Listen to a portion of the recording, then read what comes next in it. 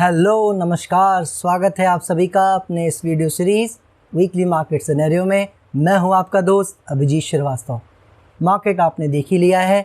याद होगा आपको हम क्यों बात कर गए थे लास्ट वीक कि 23,000 के साइड तो चला गया है, लेकिन अभी हमें जल्दबाजी नहीं करनी है। हमारे लेवल के ऊपर जाने के बावजूद हमने आपसे कहा था अभी जल्दबाजी करने से फ़ायदा नहीं है। और आपने देखा है इस वीक ज़बरदस्त फॉल हमें वन साइडेड देखने को मिली पूरे वीक। सो अब यहाँ से क्या गिरावट की और संभावना बन रही है या हमें मार्केट में कुछ और नज़र आ रहा है, सभी चीज़ों की आज बात करेंगे। और सबसे ज़रूरी आपको पता है इलेक्शन का एग्ज़िट पोल भी जब मैं ये रिकॉर्ड कर रहा हूँ आ चुका है। उन सभी चीज़ों पे भी आज डिस्कस करेंगे। शुरू करते हैं आज का वीकली मार्केट सिनेरियो। सो चलिए शुरू करते हैं आज का वीडियो। और आगे बढ़ने से पहले मैं फिर आपको याद दिलाना चाहूँगा सेक्टर्स के बारे में ज़्यादा बात करने का कोई फ़ायदा नहीं है, तो उसमें अपना समय अभी हम वेस्ट नहीं करेंगे। क्योंकि मेन चीज़ क्या है, ओवरऑल चार्ट्स में कहीं कोई ख़ास बदलाव नहीं है, पहली बात। और दूसरी बात, ये वो समय नहीं है जहाँ सेक्टर स्पेसिफिक बात करने का कोई बहुत बड़ा फ़ायदा हो। ठीक है, तो उस पर बात नहीं करेंगे, डायरेक्टली चलते हैं और डाउ जोन्स को सीधे समझ लेते हैं ग्लोबल मार्केट में वहाँ क्या हो रहा है। चार्ट्स पे आपको नज़र आ रहा है, जो आपको याद होगा हमने लास्ट वीक भी बात की थी, ऊपर जा रहा है, बहुत अच्छी बात है। हमारा इंटरेस्ट अभी नहीं है, जब ये पार कर जाएगा इन लेवल्स को डिसाइसिवली निफ्टी की तरह, तब बात करेंगे। फॉल आपने देखा उसके लास्ट वीक भी आई थी और इस वीक भी हमें फॉल देखने को मिली है। हालांकि फिर एक बार सपोर्ट से जो रेंज का एरिया है वहाँ से ऊपर एक चाल आती नज़र आई लास्ट सेशन में, लेकिन अभी हम ज़्यादा, जैसा आपको पता है, इंटरेस्टेड नहीं है इस सब खेल में। नैस्डैक की बात करें, नैस्डैक में भी कोई ऐसा बदलाव नहीं है। हाइज वहाँ पे भी लगे थे, देख रहे हो आप, वापस आता नज़र आ रहा है। क्या करेगा देखेंगे। रसेल स्मॉल कैप वहाँ का, वो भी ठीक तरीके से उसी रेंज में काम कर रहा है, उसकी में कुछ कहने को नहीं है। कैक की बात करें, जो ऑलरेडी बुलिश रहे हैं मगर फ़िलहाल थोड़ा सा करेक्शन मोड में है, उनकी करेक्शन भी जारी है, कोई ऐसी प्रॉब्लम नहीं है। डैक्स की बात करें, वो भी उसी तरह से काम कर रहा है, उससे भी बढ़िया करने की और उम्मीदें हैं, लेकिन थोड़ा बहुत करेक्शन जैसा हम बात कर रहे थे सब जगह आ सकती है, तो वो भी थोड़ा बहुत कर रहा है, कोई इशू नहीं है। FTSE जिसने हमें बहुत शानदार रिटर्न दिया था, वो हम जो बात कर ही रहे थे उसकी कुछ समय से, करेक्शन कर सकता है, वो करेक्शन हमें देखने को मिली है लास्ट 2 वीक्स में। कुछ फ़र्क नहीं पड़ता है, कोई दिक्कत नहीं है, थोड़ा बहुत और नीचे आ जाएगा, याद रखिएगा, उससे भी कोई दिक्कत नहीं है। मेन चीज़ क्या है, बहुत ज़्यादा फॉल नीचे की ओर नहीं आना चाहिए और समय बीतने के बाद चाल हमें ऊपर की ही मिलनी चाहिए, ऐसा हम एक्सपेक्ट कर रहे हैं। इसके अलावा बात करें अपने निकाई एंड ब्राज़ील की, तो निकाई भी आप जैसा देख पा रहे हो वही करेक्टिव जोन में है जिसकी हम बात करते आ रहे हैं। और ब्राज़ील जो हम बात कर रहे थे कि वो बहुत अच्छा कर सकता है, इस वीक और फॉल उसमें आता नज़र आया है। हालांकि सपोर्ट हमारा ब्रेक नहीं हुआ है, लेकिन ये फॉल थोड़ा सा स्केरी ज़रूर है। यहाँ पे कैसे इसको हैंडल करता है चीज़ों को, लो याद रखिएगा, आपको पता है हमारे लेवल्स के नीचे, हमारे लेवल्स के रेजिस्टेंस के ऊपर अक्सर स्टॉक इंडेक्सेस चले जाया करते हैं। मेन चीज़ होता है कैरेक्टर एंड सस्टेनेबिलिटी, तो वो यहाँ करता है या नहीं, हमें बस उसको देखना है। अभी कोई ख़ास दिक्कत फ़िलहाल नहीं है। इसके अलावा बात करें अगर डॉलर इंडेक्स की, तो डॉलर इंडेक्स आप देख रहे हो वो भी जैसे किसी चीज़ का वेट कर रहा है, समय बिताता नज़र आ रहा है, ना ऊपर जा रहा है ना नीचे। ठीक है, तो यहाँ पे भी ज़्यादा कुछ कहने सुनने को नहीं है, कोई बदलाव व्यू में नहीं है। अभी भी ऊपर जाना चाहे, याद रखिएगा, जा सकता है, जो कि हमने बात कर रखी है आपसे। IT सेक्टर के लिए नेगेटिव है और IT sector already negative zone में चल रहा है, आपको पता है, राइट। तो वो ऑलरेडी उसके लिए नेगेटिव बने बैठा है और हमारी मार्केट के लिए भी, या मुझे कहना चाहिए ग्लोबल मार्केट के लिए भी पॉजिटिव नहीं है साइन अगर ये ऊपर जाता है। तो फिर भी अब जो है सो है, जब तक ये वापस इन एरियाज़ के नीचे नहीं आता है 103, 103.5, तब तक ये डर हमें बना रहेगा कि ये मार्केट के लिए प्रॉब्लम कर सकता है। बात करें इसके अलावा अब वापस आके अपने इंडेक्सेस के बारे में, तो अपने इंडेक्सेस में मैं जूनियर निफ्टी की ओर ज़रूर ध्यान ले जाना चाहूँगा, जो हमारा अटेंशन रहा है जिस पे, और बहुत बढ़िया से आपने जैसा देखा है चाल उसने दी है, वहाँ कोई इशू नहीं है। स्मॉल कैप हमारा दूसरा टेंशन का एरिया रहा है, तो वहाँ पे आप देख रहे हो रेजिस्टेंस के नीचे वही समय बिताता जा रहा है जो हम एक्सपेक्ट कर रहे थे। कोई ऐसी खास नई बात यहाँ पे भी नहीं हो रही है। तो फिर नई बात क्या हुई है और कहाँ हुई है? नई बात अगर चार्ट वाइज देखें तो वैसे कोई नहीं हुई है, लेकिन जो बिहेवियर रहा है, अगर मैं आपको बैंक निफ्टी के चार्ट पे ले जाऊं तो आपको देख के अच्छा लगेगा कि जिस तरीके से इसने काम किया है, फर्स्ट क्लास तरीके से आउट परफॉर्म निफ्टी को करता नज़र आया है एटलीस्ट लास्ट के 2-3 सेशंस में। जैसा आप देख पा रहे हो, ऊपर से बहुत ज़्यादा गिरावट नहीं आई, बल्कि निफ्टी में जबकि हमने देखा ज़्यादा गिरावट आई और वो ज़्यादा नीचे की ओर ही रहा, मगर बैंक निफ्टी अच्छे से कम गिरा और ऊपर की ओर ही खिसकने की फ़िलहाल कोशिश कर रहा है। तो बैंक निफ्टी कम से कम मैं ये कह सकता हूँ कि जो अंडर परफॉर्मेंस लास्ट वीक रही कि इसने नए हाइज नहीं लगाए, उसको इस वीक इसने कोप अप किया, उसको न्यूट्रलाइज़ किया। और मैं आपको यहाँ बताने की बार बार कोशिश करता आ रहा हूँ कि बैंक निफ्टी हो सकता है कुछ हफ्ते भी अगर अंडर परफॉर्म करे तो उससे कोई ज़्यादा घबराने की बात नहीं है।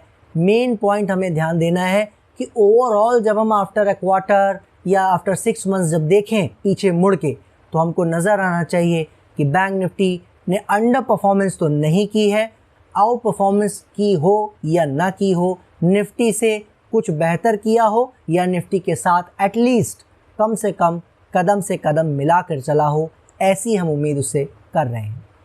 अब ये क्या करेगा, क्या रास्ता चुनेगा, आगे भी अगर अंडर परफॉर्मेंस करता है तो फिर उसके क्या रीज़न होंगे, फिर हम उसकी बात करेंगे। आज हमारा व्यू बिल्कुल क्लियर है जो मैं आपको कुछ हफ्तों से बताता आ रहा हूँ। बिना टाइम वेस्ट किए अब सीधे चल पड़ते हैं निफ्टी के चार्ट पर और वहाँ समझ लेते हैं क्या कहानी चल रही है। 2 आवर्स का चार्ट करके ये हम निफ्टी के चार्ट पे आ चुके हैं। याद ही होगा आपको, जैसा हम बात कर गए थे कि 23,000 के भी ऊपर निकल गया है। बड़ी खुशी की बात है, सबको सबसे पहले कॉन्ग्रेचुलेशन है कि निफ्टी ने 23,000 का मार्क टच किया। बहुत सुंदर बात है, लेकिन जैसा हमने कहा था लास्ट वीक, कैरेक्टर और सस्टेनेबिलिटी दोनों चाहिए होती है, सिर्फ सस्टेनेबिलिटी काफ़ी नहीं है। क्या देखा है आपने, वापस आता नज़र आया है। एक तरफा फॉल हमें इस वीक देखने को मिली। एक ही रीज़न है उसका, याद होगा आपको मैंने क्या कहा था, जब मार्केट में इलेक्शन का समय आएगा इस बार, उम्मीद यही है ना वो बहुत टॉप पे होगा ना वो कोई लो पे होगा। कहाँ पे हैं वो आपको नज़र आ रहा है। और एग्ज़िट पोल भी अब आ चुके हैं जिसकी बात हम थोड़ी देर में करेंगे, लेकिन सबसे पहले समझ लेते हैं जो हमने लास्ट वीक लेवल के तौर पर बात की थी। लेवल के तौर पर हमने क्या बात की थी कि 22,350, 400 ये एरियाज़ डिसाइसिवली ब्रेक नहीं करने चाहिए। जब तक इसके ऊपर काम कर रहा है, निफ्टी हर करेक्शन एक अच्छी अपॉर्चुनिटी लेके आ सकता है और यहाँ से एक चाल हमें वापस देखने को मिल सकती है अगर आना चाहे तो। याद रखिएगा, आना चाहे तो, क्योंकि ओवरऑल अभी ब्रेकआउट हुआ नहीं है तो बड़े चार्ट पर ट्रेंड में कोई बदलाव नहीं है। लेकिन अगर हमें रिस्क लेना ही है तो फिर हमें एज ए बायर लेना चाहिए। इसके नीचे लेवल कटेगा तो फिर कहानी वो जो करेक्शन बड़े की है वो तो फिर एक्टिव हो ही जाएगी। मैं फिर कोट कर रहा हूँ, जो भी वेट कर रहा है कि आगे यहाँ से मार्केट कैसे बिहेव करेगी, उसको अभी भी वेट करना चाहिए। लेकिन जिसको ये है कि ऐसा ना हो कि एग्ज़िट पोल या रिज़ल्ट के दिन आने पर कोई चाल ऑलरेडी गैप अप आ जाए, उसका हमें फ़ायदा उठाना हम चाह रहे हैं, या अगर गैप डाउन हो तो हम अपना लॉस देके बाहर हो जाएं, उस तरह का अगर कोई रिस्क लेना चाहता है इस हाई वोलेटाइल मार्केट में, तो 22,300, 400 का एरिया हमने बात की थी, ये हमारे लिए सैक्रोसेंट सपोर्ट जोन है। और अभी हमने देखा है इस वीक उसके काफ़ी करीब आया है। अब चाल आती है यहाँ से या नहीं, मार्केट क्या चूज़ करती है वो तो देखिए वक्त बताएगा, मगर जो करेक्शन की एक्सपेक्टेशन रही है वो निफ्टी ने हमें दिखाई है। अब बात कर लेते हैं अपने सबसे मेन मुद्दे की, क्योंकि आपने देखा है लेवल वाइज, व्यू वाइज कोई बदलाव हमें चार्ट पे नज़र नहीं आ रहा है। तो इस वीक बात करने को आखिर है क्या, बात करने को है इलेक्शन के एग्ज़िट पोल को लेकर। जैसा आपको याद होगा, मैं आपसे बताने की लास्ट वीक भी कोशिश कर रहा था कि बहुत सारा मेरे पास ऐसा, आप कह सकते हो बहुत सारा तो नहीं कहूँगा, ऐसे 3-4 पीपल हैं जिन्होंने मुझे वार्न किया कि 250, किसी का था 285, इस तरह के नंबर आ सकते हैं जो काफ़ी डिसअपॉइंटिंग हो सकते हैं और जिससे मार्केट में फॉल आ सकता है। मैंने आपसे यहाँ आके कहा था कि मेरे पास 250 और 280 आने के भी रीज़न्स हैं, मगर मेरे पास 350 प्लस आने के भी सॉलिड रीज़न है। और मुझे ये जो 250 300 की बातें चल रही हैं, इसमें मुझे षड्यंत्र की बू आ रही है। बहुत ही साफ शब्दों में मैंने आपसे कहा था कि बाकी देखिए अभी भी रिज़ल्ट नहीं आया है। 4 जून को क्या होगा हम सब देखेंगे, हम सब उसकी बात करेंगे। लेकिन जो रुझान दिखा रहे हैं, जो एग्ज़िट पोल आज हमें दिखाने की कोशिश किए हैं, वो यही हमें समझाने की कोशिश कर रहे हैं जो मैं आपको यहाँ समझाने की कोशिश कर रहा था। बहुत सारे ऐसे पॉजिटिव पॉइंट्स हैं जिनके बारे में मैं बात कर नहीं सकता, लेकिन आज उन 1-2 पॉइंट्स की बात ज़रूर करूँगा जो आपको भी मालूम होगा मेरे ख्याल से, लेकिन आपने ध्यान नहीं दिया होगा। पहला पॉइंट जो सबसे कॉमन है उसकी बात कर लेता हूँ। मोदी जी किस तरह के लीडर हैं, अच्छे हैं, बुरे हैं, उनका काम कैसा है, हर एक का अपना उस पर पर्सपेक्टिव, व्यू, जजमेंट हो सकता है, राइट। लेकिन हमने देखा है अक्सर कि जब वो कोई बात बोलते हैं तो वो पूरी जिम्मेदारी, पूरी रिस्पॉन्सिबिलिटी से और अपनी क्रेडिबिलिटी को दांव पे लगाकर बोलते हैं। ऐसे वो कोई बात बोलते नहीं हैं, राइट। हमने कभी नहीं देखा उनको नंबर्स की बात करते हुए। पहली बार उन्होंने कहा कि हम 370 प्लस आ सकते हैं और 400 प्लस भी आ जाए तो कोई बड़ी बात नहीं है, राइट। इस तरह के कमेंट जब इस तरह का लीडर आपसे कह रहा हो, उसको हल्के में लेना, ये अपने आप के जो एनालिसिस करने को आप कहते हो बिना बायस्ड हुए अगर आप किसी चीज़ को समझना चाहते हो तो ऐसे पॉइंट को निगलेक्ट करना गलत होगा। समझ रहे हो आप मेरी बात को। फिर भी जैसा मैंने कहा, हम सब लोग गलत हो सकते हैं। मेरा जो 350 प्लस का एजम्पशन है, मैं भी गलत हो सकता हूँ। मिनिमम मुझे लगता है 300 प्लस आना ही चाहिए, मेरा अभी भी वही मानना है। लेकिन 350 प्लस के सॉलिड रीजंस थे। उसमें से सेकंड रीज़न जिसमें आपने सुना भी होगा, न्यूज़ में खूब बातें आई भी हैं, लेकिन आपने ध्यान नहीं दिया होगा, जो मैं आपको बता सकता हूँ। क्या है वो रीज़न? हमने बात की है, हमने देखा है कि रशिया ने उनको इनवाइट किया है ये सब होने के बाद, और भी कुछ कंट्रीज़ ने उनको इनवाइट किया है एज ए प्राइम मिनिस्टर। कब हुआ है ऐसा आपकी हिस्ट्री में? कभी आपको याद आ रहा है? देखिए, मुझे तो नॉलेज नहीं है, अगर आपको हो तो प्लीज़ मुझे आप कमेंट सेक्शन में लिख के एजुकेट कीजिए। सब कुछ मुझे मालूम हो ये ज़रूरी नहीं है, हम सब एक दूसरे से सीखते हैं, राइट। तो मुझे नहीं याद आ रहा है कभी ऐसी बात हुई हो कि कोई प्राइम मिनिस्टर कैंडिडेट हो, अभी विन भी ना किया हो, और बाहर की कंट्रीज़ उसको इनवाइट कर रही हों। इसका मतलब ये है कि जो उनके भी जितने भी सोर्सेज हैं, रिसोर्सेज हैं, उन कंट्रीज़ को भी ये लगता है कि बड़े आराम से वो मेजॉरिटी में आ रहे हैं। नंबर्स का खेल कम ज़्यादा हो सकता है, वही मेरा भी मानना रहा था।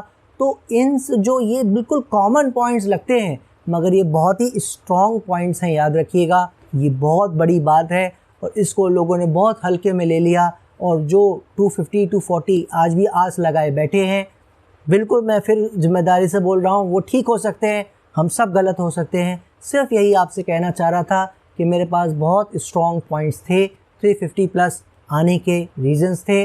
आज भी मुझे लगता है कि हम अगर मर से मर के भी करेंगे तो 320 330 बीजेपी मेरे हिसाब से ले आएगी, या मुझे कहना चाहिए एनडीए 330 320 बिल्कुल कंफर्टेबली ले आनी चाहिए। अब वो 350 पार करता है, 400 पार करता है, ये सारे क्वेश्चन के आंसर हम सब 4 जून को देखेंगे। ये सारी बातें हम क्यों कर रहे हैं? सीधा मार्केट से कनेक्शन है इसका, कोई बड़ा सरप्राइज़ मत लीजिएगा अगर मंडे को हम देख लें एक कोई गैप अप होता हुआ, या आने वाले हफ्ते जो सेशंस आ रहे हैं उनमें हम कुछ चाल ऊपर की अच्छी देख लें, कोई बड़ी बात नहीं है। लेकिन अगर समहाउ नहीं होता है तो हमारे पास लेवल है, जैसा हमने निफ्टी के तौर पर बात की है, और ओवरऑल जो स्टॉक मार्केट में हमें ट्रेडिंग के लिए हम जो वेट कर रहे हैं उसको तो अभी भी वेट करना है, जब तक 23,000 का एरिया, ये ऊपर के जो एरियाज़ हैं वो डिसाइसिवली ब्रेक न कर जाएं, राइट। तो उसके लिए हमको वेट करना चाहिए। लेकिन जो अगर as a trader index player है, रिस्की प्लेयर है, वोलेटिलिटी में भी रिस्क लेने को राज़ी है, लॉस देने के लिए रेडी है, तो उसके लिए उसको कैसे देखना चाहिए इस मार्केट को, हमने उसकी बात ऑलरेडी लास्ट वीक ही कर ली थी। उसका लेवल आपको दिख ही रहा है, बहुत ही नज़दीक है। अब 100-200 पॉइंट नीचे ही सपोर्ट है।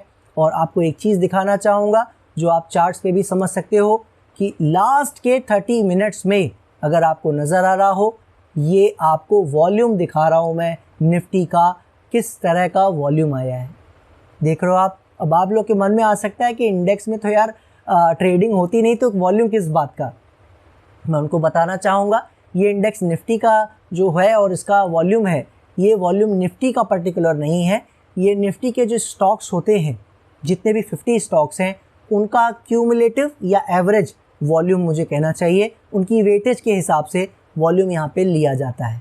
ठीक है, तो ये चीज़ आप याद रखिएगा, ये निफ्टी का पर्टिकुलर वॉल्यूम नहीं है, निफ्टी में कोई काम नहीं होता है, इसलिए ये वॉल्यूम उसके नहीं है। बट फिर भी जो वॉल्यूम है वो आपको नज़र आ रहा है, ज़बरदस्त वॉल्यूम आए हैं। यानी लास्ट के 30 मिनट्स में जो आज एग्ज़िट पोल के रिज़ल्ट आए हैं, किसी को पता था और वो उठा के सब माल लेके गया है, बेचने वालों को चपका गया है, उनकी सारे माल को उठा के लेके गया है। अब मंडे को क्या होगा वो हम आप सब देखेंगे, 4 जून को क्या होगा वो भी हम और आप सब देखेंगे। लेकिन पॉइंट मैं आपको समझाना ये चाह रहा हूँ, क्योंकि याद रखिएगा, मुझे नंबर का आज पता नहीं है क्या आएंगे, लेकिन मुझे ये ज़रूर अंदाज़ा है कि बहुत बड़ा पैसा यहाँ पे लगने के लिए वेट कर रहा है। पहली बार इंडिया ग्लोबली अपने आप को एक उसने पहचान बनाई है, ना सिर्फ बातों में बल्कि कई इंडेक्सेस में इंडिया की जो वेटेज है वो बढ़ी है। तो उस वेटेज के हिसाब से जो परचेजिंग होनी चाहिए वो हुई नहीं है, ये याद रखिएगा। और वो बड़ा पैसा इसी बात का वेट कर रहा है कि जो पॉलिसीज़ चल रही हैं, जो कहानियाँ चल रही हैं, जो हमारे कांग्रेस के सपोर्टर दोस्त हैं, इंडिया के जो सपोर्टर दोस्त हैं, वो इस बात को इग्नोर कर सकते हैं। लेकिन जो हमें दिख रहा है ग्रोथ, दुनिया को दिख रहा है मुझे कहना चाहिए, उस ग्रोथ के ऊपर जो वो बेट करना चाह रहे हैं अब, और इंडिया पे उनकी नज़र है, वो अब बस इस इलेक्शन का ही वेट कर रहे हैं। उनको 400 से मतलब नहीं है, याद रखिएगा। उनको सिर्फ इस बात से मतलब है कि 300, 280 इतने आ जाएं सीट्स, ताकि उनकी सरकार, उनकी पॉलिसीज़ बिना किसी रोक टोक के चलती रहे, पॉलिसीज़ बिना किसी रोक टोक के बनती रहें। बस इसी चीज़ का हमें भी ध्यान रखना है। मार्केट, फिर मैं आपको बता दूं, प्राइस का बिहेवियर कोई चेंज नहीं है। यहाँ पे अभी भी करेक्शन के लिए जगह काफ़ी बची हुई है। करेगा या नहीं वो, जैसा मैंने कहा, इलेक्शन के रिज़ल्ट पे अब डिपेंडेंट है, क्योंकि समय 20 सेकेंड में का आपको मैंने पहले बता दिया था, वो बीत चुका है। बट स्टिल हम प्राइस के फॉलोअर हैं, हम आगे आगे कुछ भी एज्यूम नहीं करना चाहेंगे। इसीलिए एज ए स्टॉक ट्रेडर, जब तक निफ्टी हमें एक अच्छा ब्रेकआउट, एक अच्छी तरीके से निकलती नज़र ना आए, तब तक हमें दूर रहने की कोशिश करना चाहिए। और एज ए इंडेक्स प्लेयर चल ही रही है कहानी, उसकी तो हम बात कर ही चुके हैं। 300-400 का एरिया देखा जा सकता है, उसके हिसाब से इसे कोई भी देख सकता है, राइट। तो आशा करता हूँ मैं अपनी बात आपके सामने रख पाया होऊंगा। हम क्यों यहाँ पे रुकने की बातें करते आ रहे हैं इतने महीनों से, आई होप आपको वो समझ में आया होगा, मेरी बातें पसंद आई होंगी कि हम क्यों यहाँ पे दूर रहने की बात करते आ रहे थे। और अब जिसने भी इस वोलेटिलिटी से दूर रहकर जो हमारे व्यूज़ हैं उसको सुनकर या खुद की एनालिसिस से अगर इस मार्केट से दूर रहने की कोशिश की है, तो कम से कम वो लॉस में नहीं होगा, उसको कॉन्फिडेंस फुल होगा और वो फ्रेश काम करने के लिए रेडी हो सकता है। आज रिस्क भी ले सकता है या वेट करके 4 जून का उसके बाद भी काम कर सकता है। ये है पावर वेट करने की, पेशेंस की। और मुझे पूरी उम्मीद है हमारे व्यूज़ आपको पसंद आ रहे होंगे और ये सारी बातें हम करते रहेंगे आपके साथ। डोंट वरी अबाउट इट, कुछ भी बदलेगा, ये चैनल हमारा टेलीग्राम चैनल हो, हम हर जगह आपको अपडेट करने की कोशिश करते रहेंगे। दीजिए मुझे इजाज़त, नेक्स्ट वीक फिर मिलेंगे, तब तक के लिए जय हिंद, जय भारत।